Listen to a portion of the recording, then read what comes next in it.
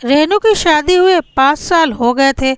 उसके पति थोड़ा कम बोलते थे, पर बड़े ही सुशील और संस्कारी थे।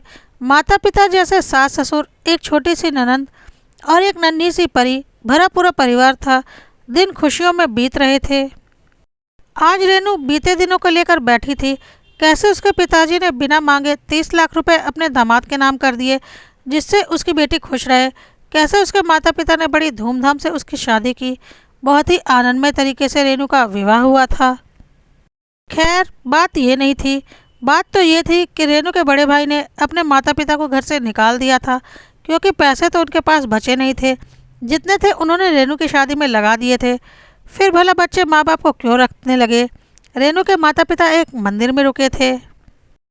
रेनू आज उनसे मिलने के लिए आई थी और बड़ी ही उदास थी। आखिर लड़की थी, अपने माता पिता के लिए कैसे दुख नहीं होता। कितने नाजों से पाला था उसके पिताजी ने उसे, बिल्कुल अपनी गुड़िया बनाकर रखा था। आज वही माता पिता मंदिर के किसी कोने में भूखे प्यासे पड़े थे। रेनू अपने पति से बात करना चाहती थी। वह अपने माता पिता को अपने घर लेकर आना चाहती थी, पर वह हिम्मत नहीं कर पा रही थी, क्योंकि उसके पति कम बोलते थे, अधिकतर चुप रहते थे। जैसे तैसे रात हुई और रेनू के पति का पूरा परिवार खाने की टेबल पर बैठा हुआ था। रेनू की आंखें सहमी हुई थी। उसने डरते हुए अपने पति से कहा, सुनिए जी, भैया भाभी ने मम्मी पापा को घर से निकाल दिया है। वो मंदिर में पड़े हुए हैं। आप कहें तो मैं उन्हें घर ले आऊं? रेनू के पति ने कुछ नहीं कहा और खाना खत्म करके अपने कमरे में चले गए। सब लोग अभी तक खाना खा रहे थे, पर रेनू के मुख से एक निवाला भी नहीं उतरा था। उसे तो बस यही चिंता सता रही थी कि अब क्या होगा। इन्होंने कुछ भी नहीं कहा। रेनू रुआसी सी आंख लिए सबको खाना परोस रही थी। थोड़ी देर के बाद रेनू के पति कमरे से बाहर आए और रेनू के हाथों में नोटों का बंडल देते हुए कहा, इससे मम्मी डैडी के लिए एक घर खरीदो और उनसे कहना कि वो किसी भी बात की फिक्र ना करें, मैं हूँ। रेनू ने बात काटते हुए कहा, आपके पास इतने पैसे कहाँ से आए जी? रेनू के पति ने कहा, ये तुम्हारे पापा के दिए गए पैसे हैं, मेरे नहीं थे, इसलिए मैंने आज तक इनको हाथ नहीं लगाया। वैसे भी उन्होंने ये पैसे मुझे ज़बरदस्ती दिए थे। शायद उनको पता था एक दिन ऐसा आएगा। रेनू के सास ससुर अपने बेटे को गर्व भरी नज़रों से देखने लगे और उनके बेटे ने उनसे कहा, अम्मा जी, बाबूजी, सब ठीक है ना?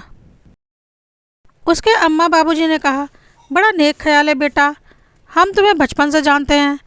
तुम्हें पता है कि अगर बहू अपने माता पिता को घर लेकर आई तो उसके माता पिता शर्म से सर नहीं उठा पाएंगे कि वह बेटी के घर में रह रहे हैं और जी नहीं पाएंगे। इसलिए तुमने अलग घर दिलाने का फैसला किया है। और रही बात दहेज के पैसों की, तो हमें कभी इसकी ज़रूरत पड़ी ही नहीं, क्योंकि तुमने कभी हमें किसी चीज़ की कमी होने ही नहीं दी। खुश रहो बेटा, कहकर रेनू और उसके पति को छोड़कर सब सोने चले गए।